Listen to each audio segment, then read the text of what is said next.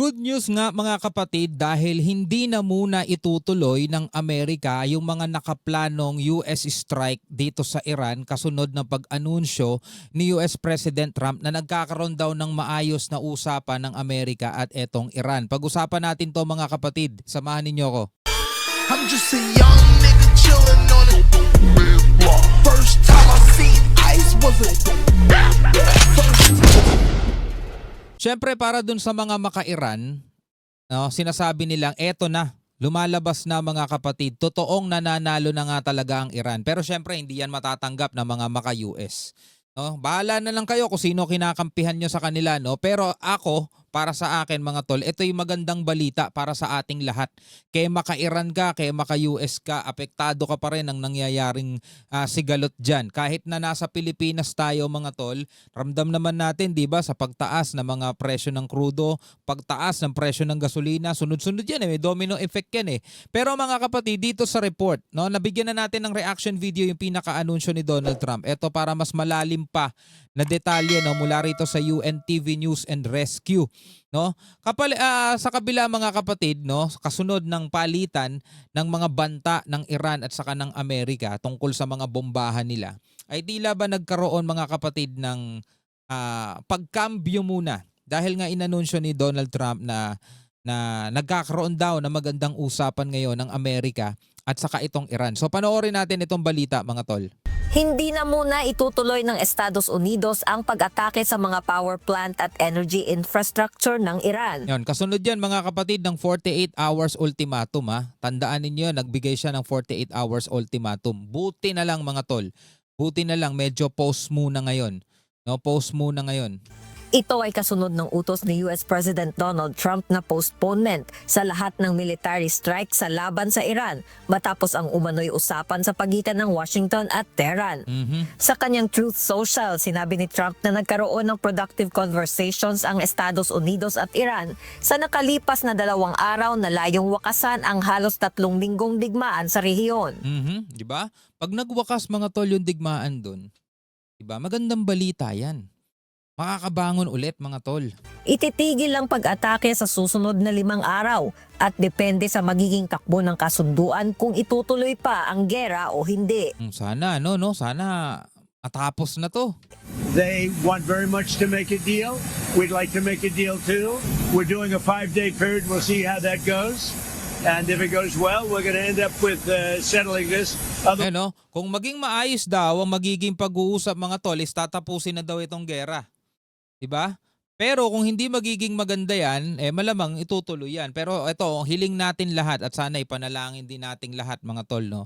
Maging maayos na sana itong pag-uusap na to. Tama na, matigil na yan. Diba? Dahil buti sana kung sila-sila lang diba? Kaso pati tayo nadadamay, lahat nadadamay Buti sana kung sila-sila lang Otherwise, we'll just keep bombing our little hearts out. Bagamat hindi sabi niya gano'n, no? Settling this. Otherwise, we'll just keep bombing a little harder, sabi niyang ganon.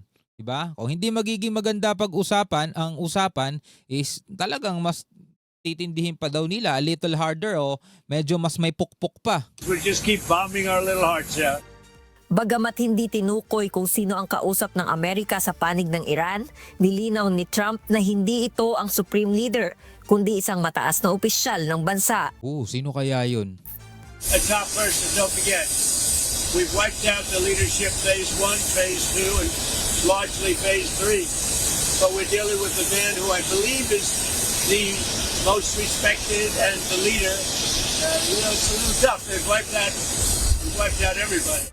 Sino kaya yung tinutukoy niya na si Aragchi kaya? Hindi ko alam kung si Aragchi pero marami kasing leader dito sa Iran mga tol Pero sino kaya tong top leader na tinutukoy ni Trump? Hindi kasi pinangalanan mga tol no? At hanggang ngayon hindi pa rin nakikita itong bagong supreme leader ng Iran. Leader, it's a little tough. We've wiped out everybody. Ayon kay Trump, nananatiling hindi sigurado kung buhay pa ang bagong leader ng Iran na si Mojtaba Khamenei, na anak ng dating leader na si Ayatollah Ali Khamenei na nasawi sa pag-atake ng Estados Unidos at Israel. Sabi nga ng Secretary of War Pete Hegseth, eto day wounded and likely disfigured. Sabing ganun na, pwedeng baldado, pwedeng putol na paa kasi disfigured na eh, sabing ganun eh. Paala na lang kayo kung paano nyo iintindihin kung anong klaseng disfigured yun. 'Di ba? Sabing ganun, wounded and likely disfigured. Si Pete Hegseth ang nagsabi nun. At mula nung maupo mga kapatid ay hindi pa rin nakikita in public. No, etong si Mojtaba, yung bago Supreme Leader. Pero tulad nga ng sinabi ko, mas okay na yon kasi baka pag lumabas siya sa public, matunugan ng US o Israel, targetin kung nasang lugar siya, di mawawala agad-agad siya, no? So, mas maganda kung nasa bunker talaga siya.